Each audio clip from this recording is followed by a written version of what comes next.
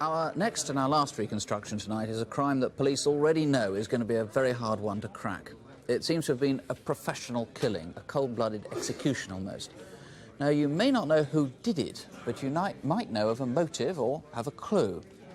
The victim was Lloyd Simpson, a Londoner, and if you're an East Ender, you might have seen him walking Yank, his American pit bull terrier, in Victoria Park in Hackney. It's Guy Fawkes night a year ago. Lloyd was watching television. Outside, there was a fireworks party, a noisy one. This film might prick someone's conscience. In fact, Lloyd's father is so anxious and determined to have the killers caught that he's decided to relive what happened with an actor playing the part of his son.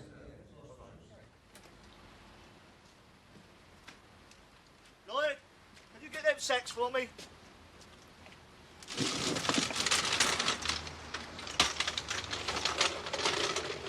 Colour in there and white in there. All right, then. I'm a waste paper dealer. I collect waste paper, cardboard, and I do transport. So Lloyd worked for me.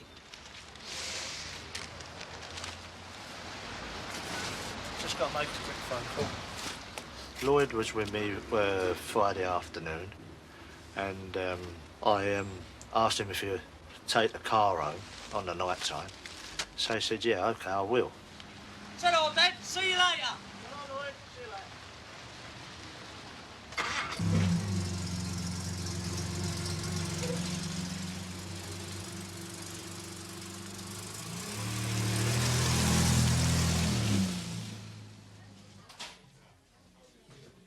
When I arrived at the pub, he was sitting at the bar, drinking his little half of a pint, as he always has, and his cigar. But he never seemed worried, never seemed anything like that. He seemed happy enough.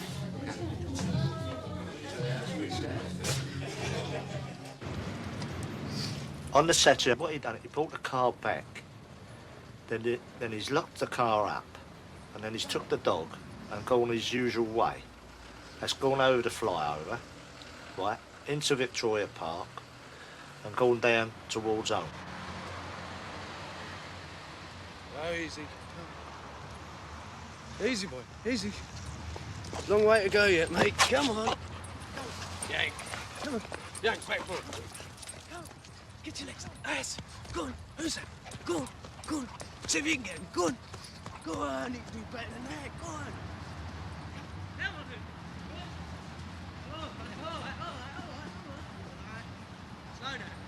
Yank is a wonderful dog. He's an American pit bull terrier. They're a nice, friendly dog, providing you keep them away from other dogs. They seem to want to fight other dogs. All right, mate. I can't stop. I'll see you later on, all right? They are valuable dogs. I would say they're at £500–600. They're supposed to be being brought into this country for fighting. But I don't know of any what do fight, and I know the Yankees never fight because Yank's he was only 11 months old.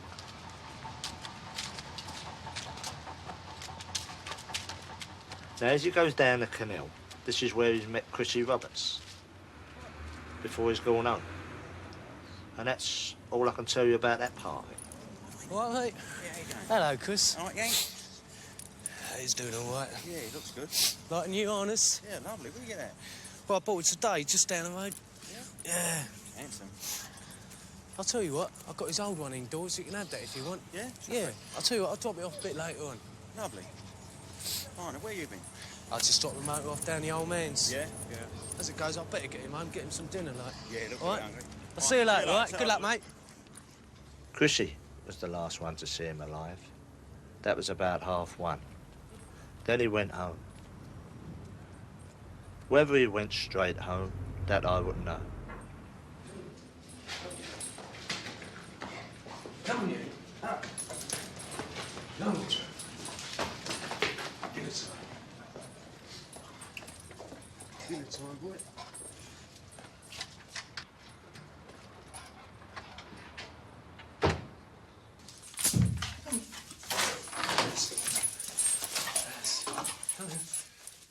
You enjoyed that, didn't you? Huh? You enjoyed that little monkey, didn't you? Yeah, that's a good boy. Good boy. Yes. Come on, my little cookie. Come on. Yeah.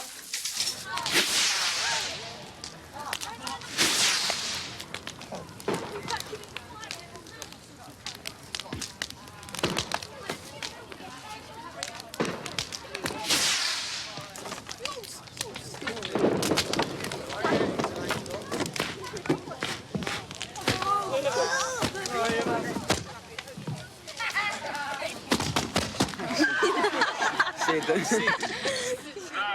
can you actually believe this? 2:07:41 is Resch. Bartelski is over the bump. He's over the second.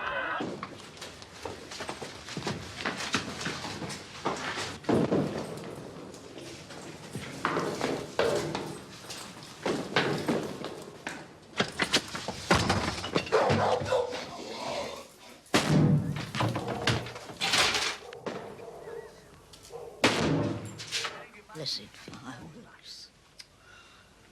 Going to bowl you over. Bowl you over, get it? The rumble tombs, you've seen them on telly. A sort of Ida. Pressing drizzle and mist don't put off the devotees of a sport.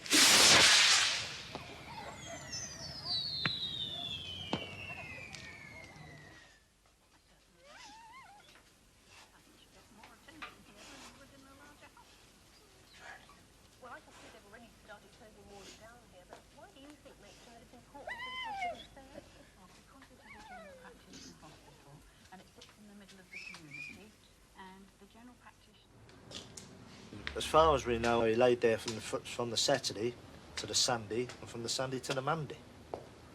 Because it wasn't until I went in the flat and I found him. I went through the door, and then I shouted out, Lloyd, Lloyd, where are you? Lloyd. And then I got no reply.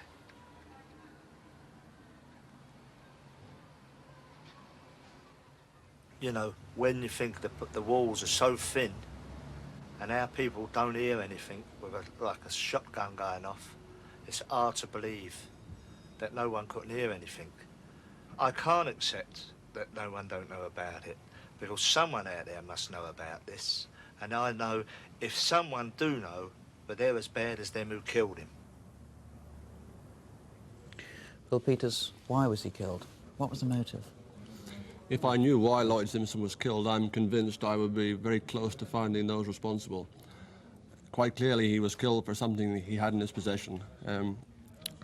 I think it may be drugs or something like that, because his premises had been searched very thoroughly and in what appears to be a frenzied way. And those responsible probably found what they were looking for. But it must have been something very important for them to kill Lloyd Simpson for. He wasn't expecting anyone, was he? He certainly wasn't. All indications are that he was sitting watching television quite comfortably with his shoes off, watching Saturday afternoon television. So he hadn't made an appointment. I mean, could they have known that he was going to be there? Might he have met them that afternoon? I don't think so. They could see him from the veranda by looking straight through the kitchen window. They could see him sitting there, clearly through the beaded curtain, and they then kicked the door in and shot him. Now, apart from the neighbour, no one saw him, no one heard him? That seems to be the case. Unless, of course, people were frightened to tell you about it. Yes, this may well be so. If anyone is too frightened to come forward and to give me their name and address, they can do so, obviously, anonymously or in complete confidentiality. And, of course, they can talk to a civilian if they're too frightened to talk to a police officer. So the motive is really the key thing. You need to find out why he died, and then you'll know who killed him. Yes, that would be a big step forward. Quite clearly, those responsible were very calculating. They chose the night very carefully. Because of the fireworks going off at the time, and they were thoroughly ruthless. And I would just like to add my words to those of his father and say that if any of you know why Lloyd Simpson was killed, whatever he had in his possession, please contact us as soon as possible. All right, Bill Peters, thanks very much. You can call us here at Crimewatch on 01 811 8055, or you can ring the City Road Police direct at City Road on 488 5271. That's 488 5271. Well, now to our first case this month. Sheffield police are looking for a man who, posing as a prospective house buyer, sexually assaulted a housewife in Sheffield. She was 7 months pregnant. It seems that the man had planned his attack in advance, and police have had reports of someone using a similar technique in other parts of the country, in Hertfordshire, the Midlands and South Yorkshire. So far, there's no means of knowing whether these incidents are actually linked, but this man must be found before he does someone even more serious injury. In our film, the victim tells us herself about her ordeal, but to protect her identity, we've changed the family's names and an actress takes her part in the reconstruction. The date is Monday the 27th of April in Helmton Road in Sheffield.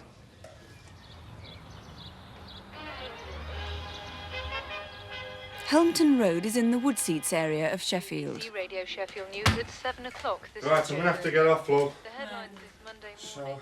Paul and Kathy have lived here for 3 years with their 2 young children. Don't be late back now. See you later. You enjoying that? See you later. Okay. The couple had put their house on the market, hoping to move closer to their parents. We put the house up for sale last autumn, and I'd shown quite a few people around, never thought anything of it. And one couple came along, and they were interested, and we accepted an offer from them. The estate agent weren't very happy with them. We'd been waiting for the surveyor coming for quite a few weeks. So they said if anyone else came along, to give them a brochure, show them round. On this Monday morning, in Nettleham Road, about a quarter of a mile away from Kathy's home, Mary Taylor had an early call from a prospective house buyer. 19,750. Would you like to have a look around? Well, could I come back a bit later on, say around 7 o'clock? Of course you can. Could you make it near past? Aye, all right. See you. Right. He didn't keep that appointment. Potatoes, everything. 20 minutes later, a few hundred yards away in Horton Street, another woman with a house for sale had a visit. Don't you want to have a look around the house? Well, no, I only came for a brochure, love, to see the price of the house. Is it all right if I come back later on, say about 7:30? Aye, that'll be fine, love. All right, I'll see you. Sure. Again, the man didn't call back. Later that morning, Kathy and her friend Margaret had been taking their children for a walk in the park.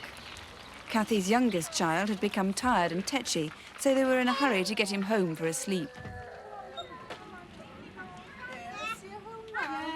Come on, right. You as well. Wipe your feet. That's it. In you go and shut the door.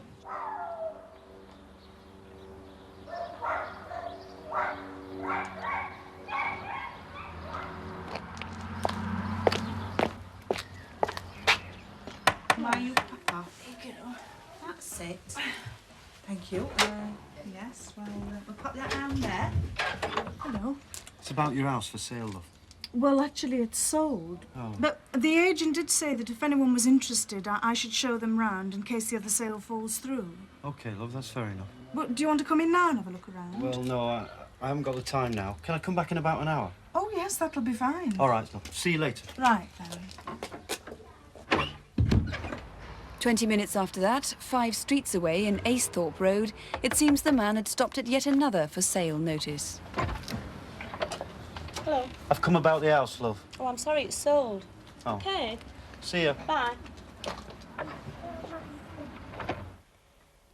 Kathy's children were now having their afternoon rest. Do you fancy going to the park tomorrow? Yes, it'd be nice if the weather's like this. It'd be a change. Yes, it could be good. The kids like it. Yes, they don't like it round the animals, don't Oh, he's back early. He said he wouldn't be back until 1:15. they? Oh, well, I'll have to go in a minute. I'll go and let him in.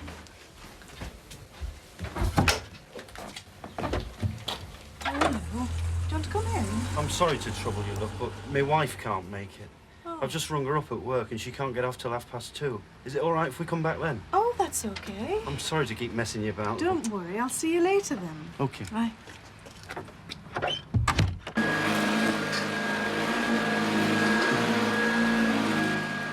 Kathy started to tidy up for the visit. Meanwhile, at a barber in nearby Chesterfield Road, a stranger had called in for a haircut.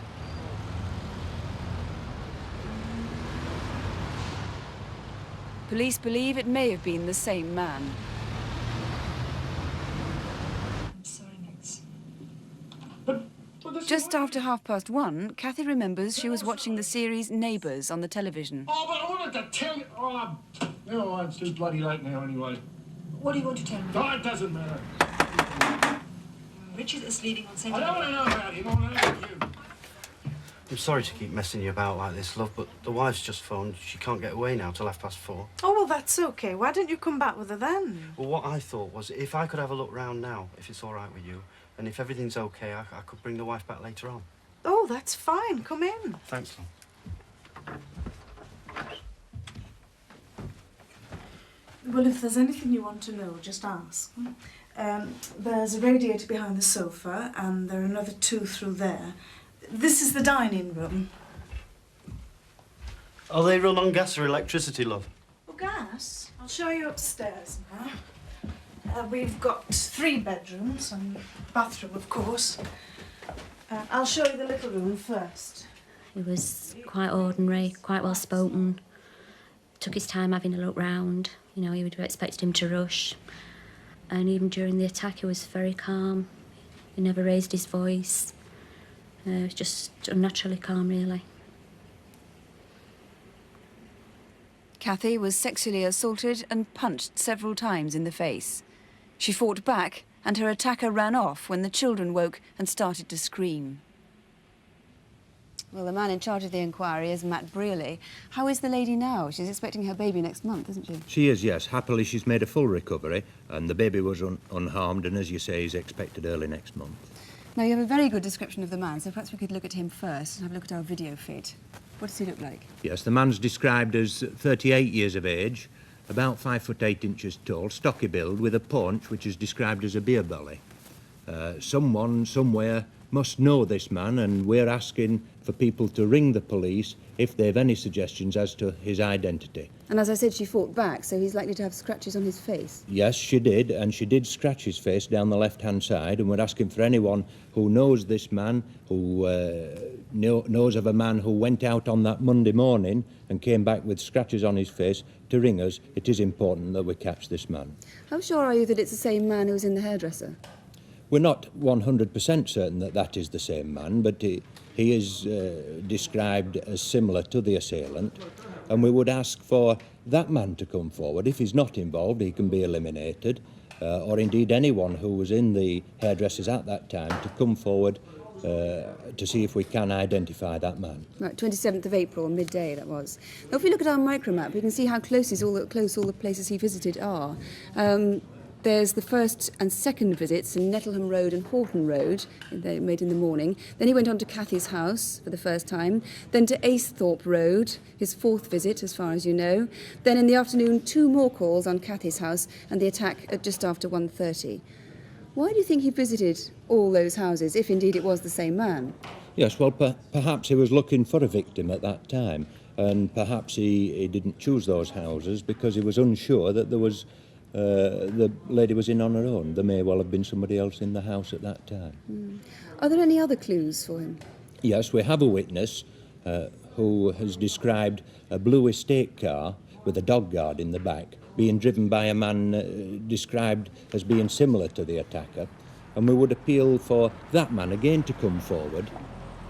If he's not involved, he can be eliminated, or indeed anyone who was in Helmton Road about that time, about 1:30 p.m. on Monday the 27th of April, to come forward so that we can identify that car as well. Right, and that dog grille made that car particularly distinctive? It did, yes. What's police advice in general for somebody who's selling their house and is suspicious? Well, if anyone has their house on the market, they should not allow casual callers into their house to view the house, but should hand them the estate agent's details and ask them to make an appointment through the estate agent.